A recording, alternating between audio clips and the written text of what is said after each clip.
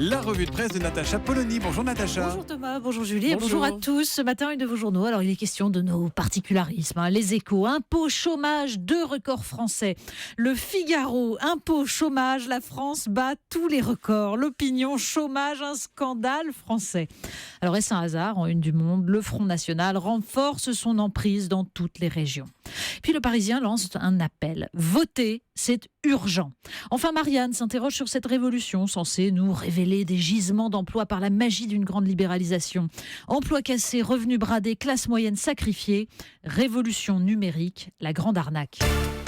La déchéance de nationalité, c'est un des débats du jour. Mais oui, et c'est le mot du jour, déchéance, celui qui affole la gauche, d'où le titre de Libération, binationaux, déchus par Hollande. Dans le Figaro, Étienne de Montetti nous rappelle que ce mot vient du latin décadere, tomber. La déchéance, dit-il, sœur d'infortune de la décadence. Celle d'une France qui n'intègre plus et n'a plus comme choix que de déchoir ceux qui l'ont déçue. Mais dans Sud-Ouest, Bruno Dive le souligne, la seule question qui vaille devrait être celle de l'efficacité. Or, il n'est pas certain, dit-il, que la déchéance de nationalité soit une mesure dissuasive ou punitive pour les terroristes islamistes. Libération, de son côté, en appelle aux principes, notamment celui de l'égalité de tous les citoyens.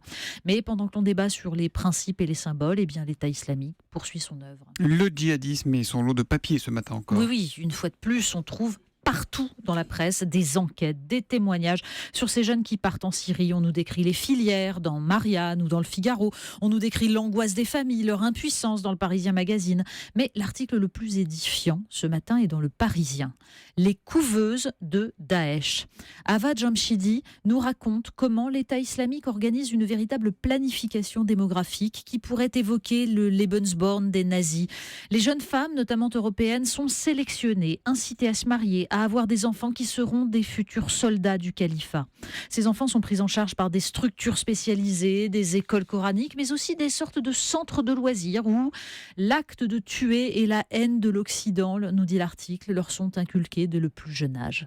L'État islamique a finalement cette supériorité sur les sociétés démocratiques qu'il sait encore quelle est la puissance du long terme. Le Parisien Magazine qui nous emmène au Mali également. Oui, parce qu'il faut tout de même le rappeler, la haine a frappé aussi à Bamako. Le Mali a été touché et le Parisien Magazine consacre un article à ces musiciens maliens. En fait, 60% des musiciens africains sont maliens. C'est un pays de musique.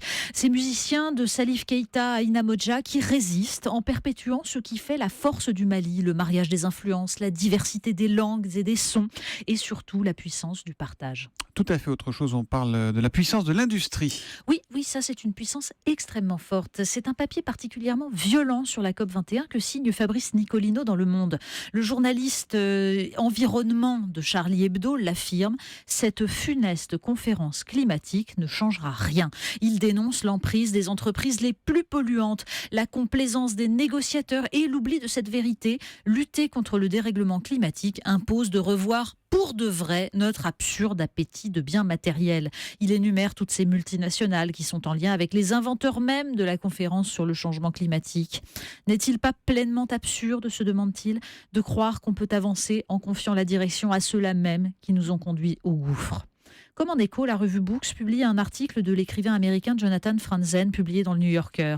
Il accuse la lutte contre le réchauffement climatique, paradoxalement, de nuire à la protection de l'environnement en détruisant les paysages à coups d'éoliennes, de fermes solaires, de champs de biocarburants, plutôt que de favoriser la défense de la biodiversité, la préservation des paysages et des modes de vie. Donc, puisqu'on parle des lobbies, on va s'arrêter sur celui du sucre. Oui, et c'est là aussi, c'est la une en fait de la revue Books. C'est un dossier extraordinaire sur les 50 ans d'intoxication organisée par le lobby du sucre. Le journal nous raconte comment, depuis les années 40, les industriels ont acheté des scientifiques, noyauté l'administration et l'OMS pour nier les effets nocifs d'un excès de glucides et pour promouvoir l'idée fausse que ce sont les graisses qui seraient à bannir de notre alimentation.